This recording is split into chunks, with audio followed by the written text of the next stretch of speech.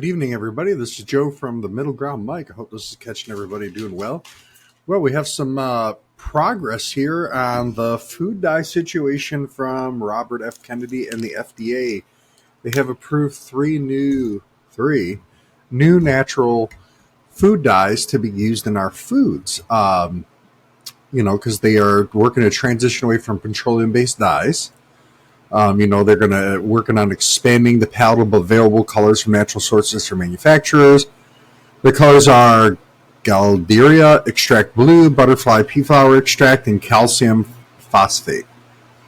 I guess the targeting used for these products are drinks including non-alcoholic beverages, fruit drinks, smoothies, fruit juices, veggie juices, dairy-based, blah, blah, blah. So a lot of your, milkshakes, flavored yogurt, milk-based, pretty much a lot of beverages that are very common and considered okay for you.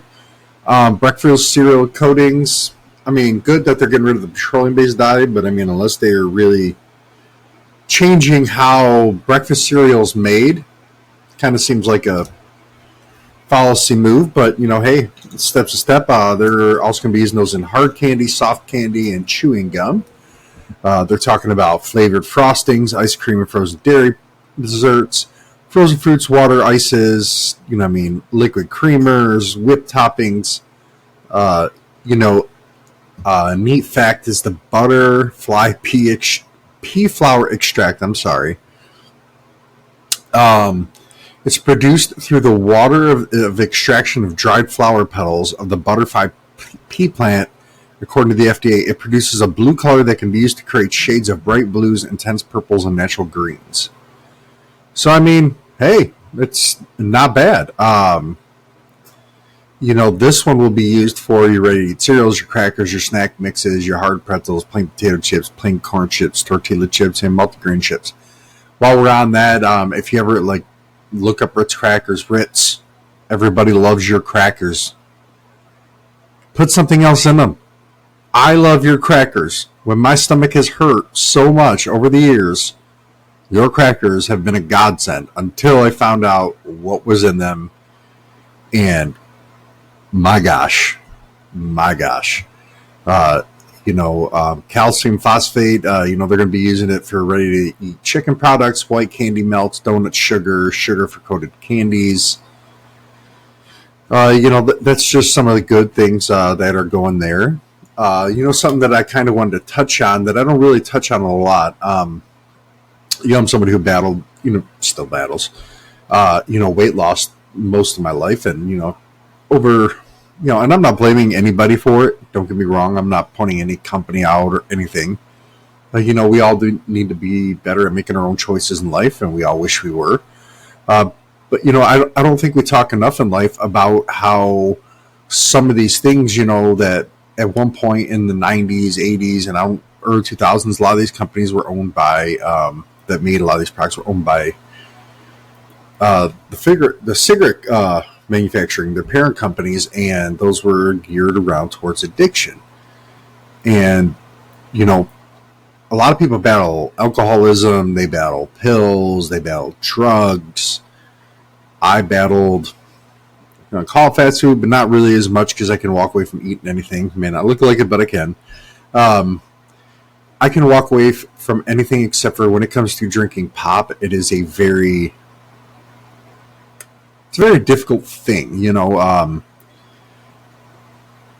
they say you associate certain things like emotional responses, some people, hey man, I need that coffee in the morning. Oh, hey, I need this and I need a cold beer after work. Me, man, you put an ice cold Pepsi or Mountain Dew in my hand after whatever, I'm a happy camper. And that stuff is absolutely terrible for you. There is no real benefit to any of it.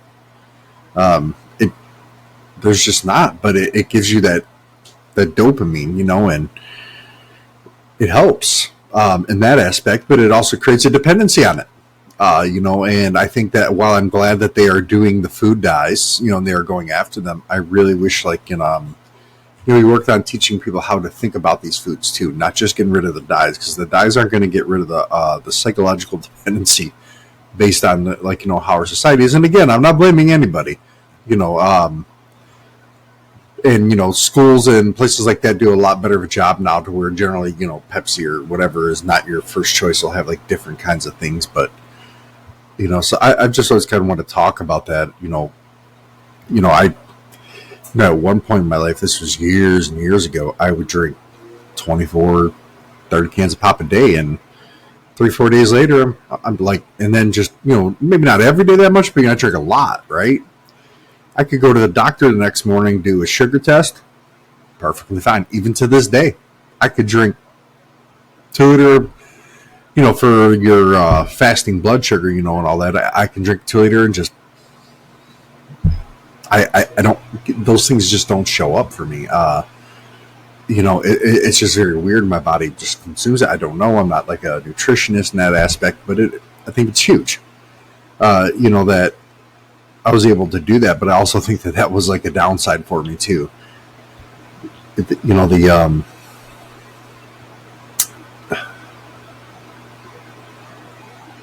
guess it's really hard to nail down, why pop is so addictive. And I think it's a lot more addictive than anybody wants to talk about.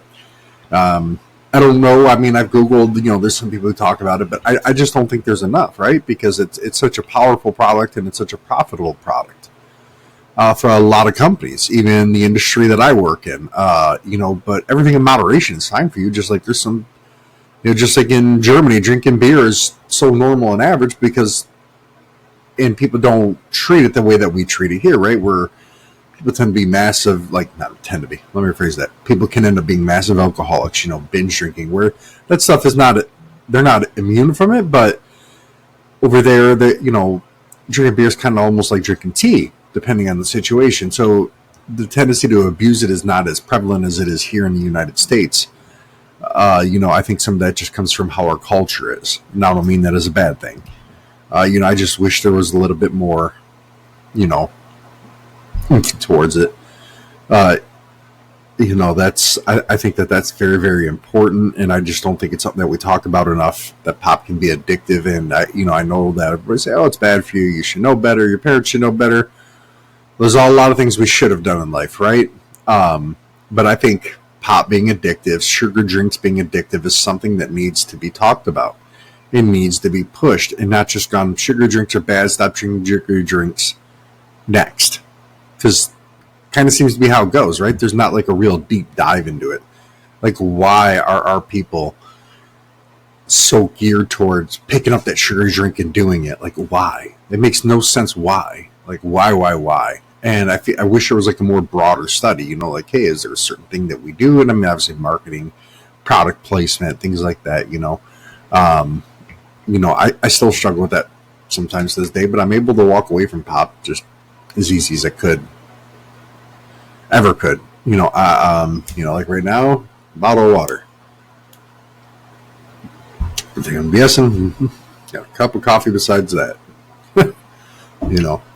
So that's just kind of, I'm trying to. It's not easy, but we were just talking about the food dyes here a second ago, and I think it's a great thing that they're moving towards the natural things. The FDA is approving it.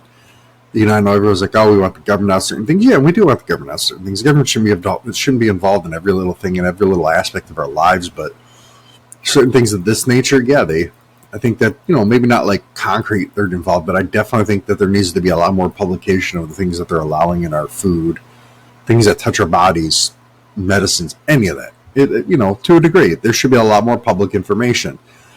And, and again, I will say not everything is completely fact, but I do think sometimes that correlations can lead to a lot of different conclusions. And I don't think we talk enough about that. Not everything, what do they say? Not everything makes sense, right? Sometimes things happen, even science can't figure it out, right? But sometimes correlation makes sense, and that's okay. Correlation doesn't mean that impacts everybody the same way, but it can bring up tendencies, right? It can bring up things that tend to happen. Whereas to me, in certain studies, settings, things of that nature, it tends to just focus purely on the fact, and I think that that's a bad thing. Because not everything is you can't prove everything concretely because people are so diverse. So I think it's just dangerous to put everybody in that category. Let me know what you think. Like I said, the FDA is coming out with 3 new natural food dyes. A lot of them are going to be used in a lot of our common everyday products. A lot of it junk food, a lot of it not. I wish that they were trying to push some of this stuff a little bit faster, but hey, the process is going. Like I said, there are goals to eliminate petroleum-based synthetic dyes in food by the end of 2026, which is a fantastic thing for anybody, no matter who you are. Comment below. Let us know what you think of these videos. Share it. Let's get this word out more. It doesn't even mean that I'm right. These are just my opinions. But I would, I'd like to hear from more people. What do you think? It matters what you think. The more we talk about it, the more that it's going to get out there. The more that, hey, this is what we're thinking. This is what this person's thinking. People pay attention to those things. I never thought my videos would take off. And, I mean, I'm not like, some star hit or anything, but I'm getting a whole lot more traction than I ever thought I would. So, comment, like, subscribe, follow, share, shoot me a message, whatever you feel like doing, and I look forward to hearing from you.